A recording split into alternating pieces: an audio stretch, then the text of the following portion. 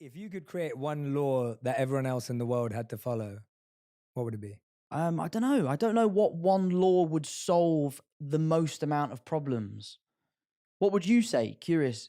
I'd probably go to something you said earlier. If I'm giving a genuine answer, Yeah, like yeah, a yeah. real answer, is I really wish there was a life school.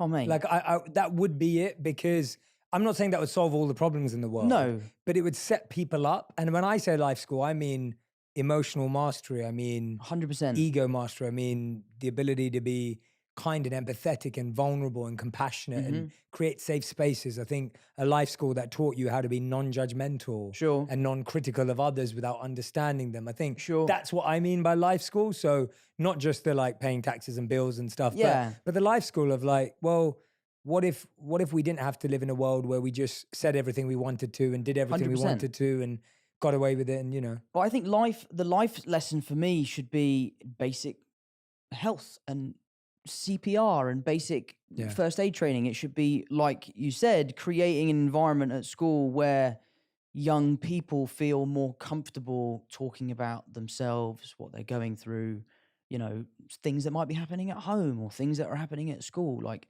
I think that would be an amazing way for us to be more expressive and more comfortable expressing. And again, like, I know I keep going back to it, but it's about what my show is about, which is you should feel empowered when asking for help. It should be something that you're proud of. Like, you're recognizing that you have an issue.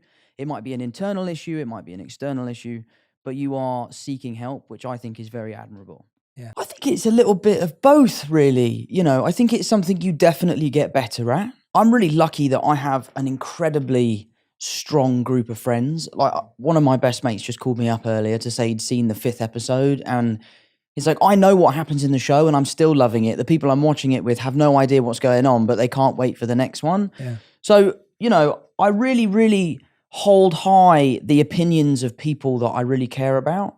I'm also really lucky to have an amazing group of fans who are so supportive. They are diehard. They are there day one. And that makes me feel really good. But I do think a lot of my lessons in life have come from my dad, and the ways that he can deal with things that he hasn't done very well in the past, that he's passed on to me. And I live by this really, I don't actually know if Christian Bale did say this, but I think love he Christian did. Bale, so I love Christian Bale. He said it. Yeah, love Christian we'll say Bale. he said it, yeah. But I think the quote is, if you have a problem with me, text me. And if you don't have my number, you don't know me well enough to have a problem with me. That is so good. And I think that is such a great piece of advice, because as a celebrity, you live on this stage, you live out there, you kind of give out a version of yourself that you want people to see. And that can be the version of yourself that they can have a problem with or they can love. And there is I feel like I'm quite authentic in my public persona, but I just try to really care about what my family thinks, what my friends think, what the people in my local community think. I live in Kingston. I know everyone that lives there. I can't walk 5 feet without bumping into one of my mum's friends. So yeah, so it's something I've been working on. I try my best to not let that stuff affect me. It does. Yeah, of course. I'm not cold-hearted or anything like that. It does affect me, but I just try to move on and focus on the positives. Yeah, absolutely.